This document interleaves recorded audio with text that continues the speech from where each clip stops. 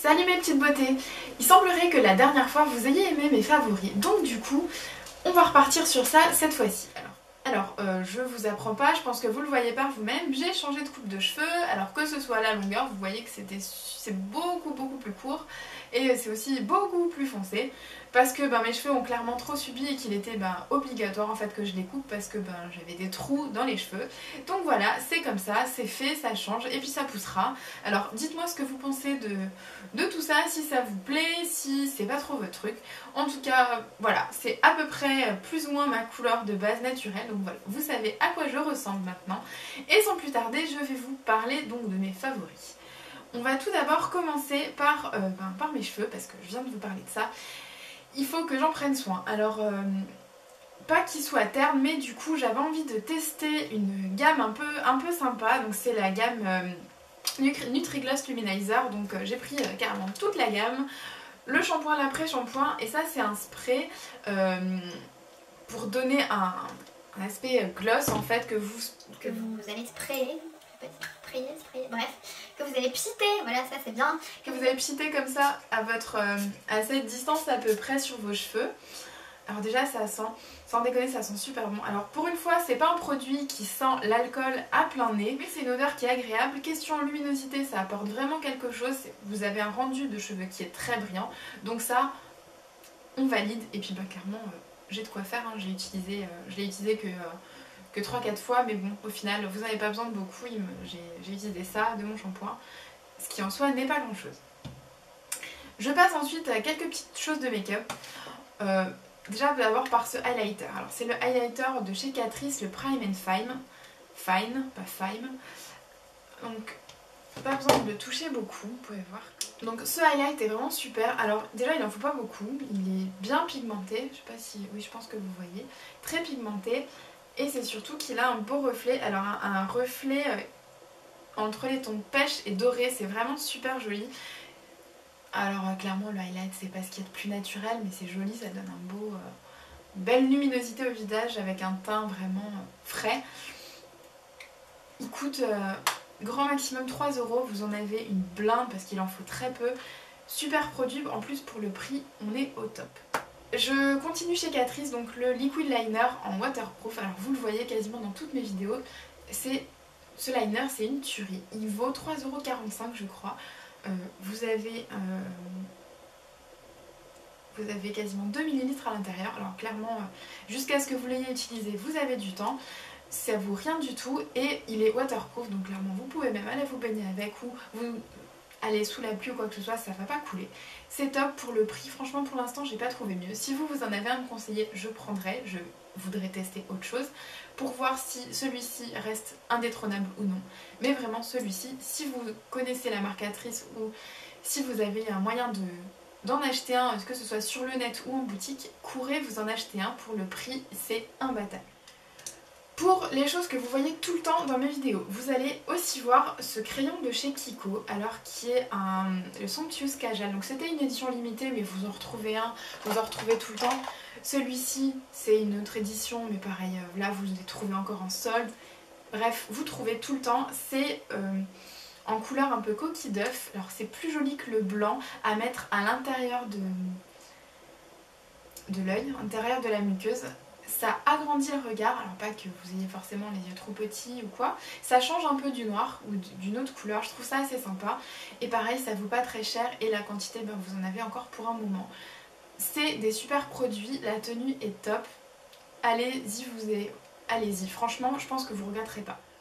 Pour tout ce qui est, alors pas illuminateur, mais là ça va être pour accentuer un peu les zones d'ombre du visage.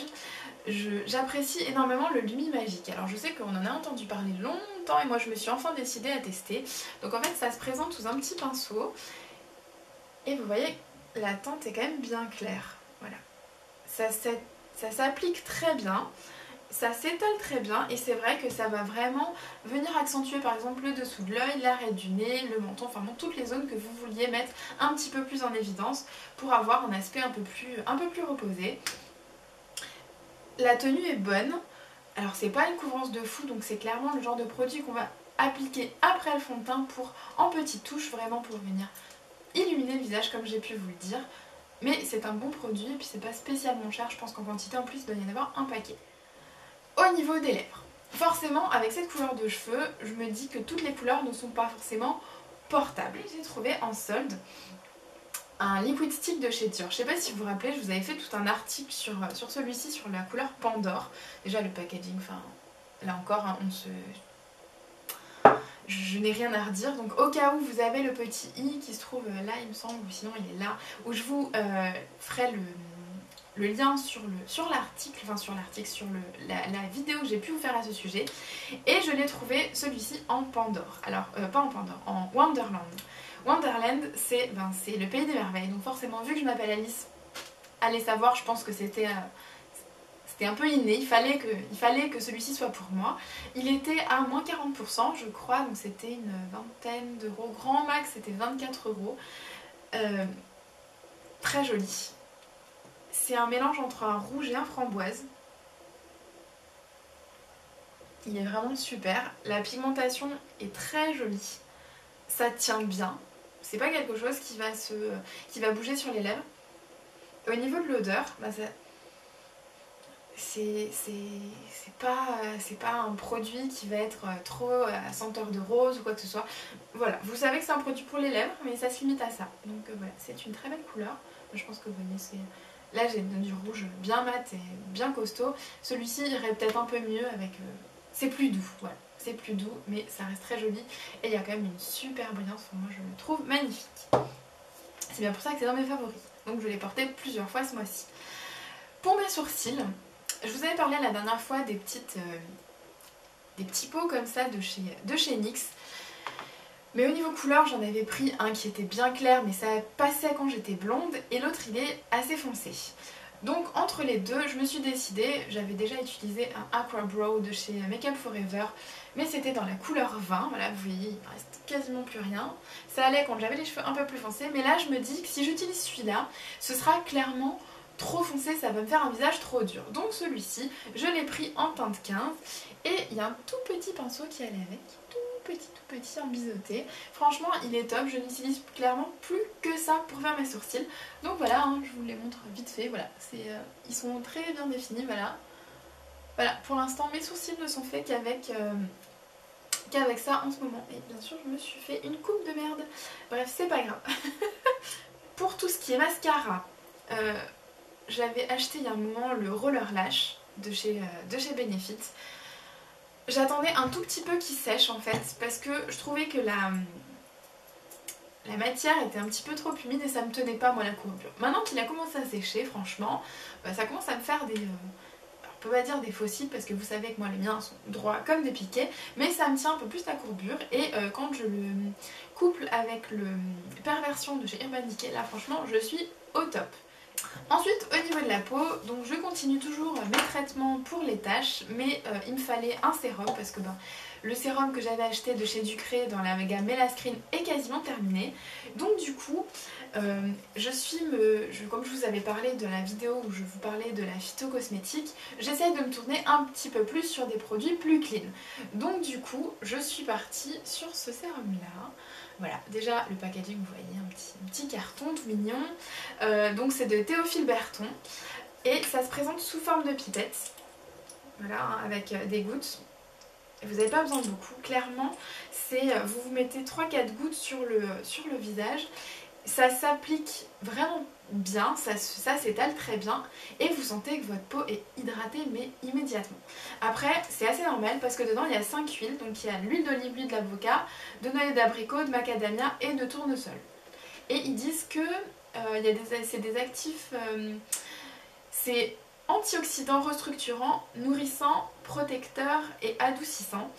Et c'est des actifs qui sont naturellement présents dans ces 5 huiles. Donc clairement, enfin moi perso j'ai commencé à avoir une petite différence au niveau de ma peau.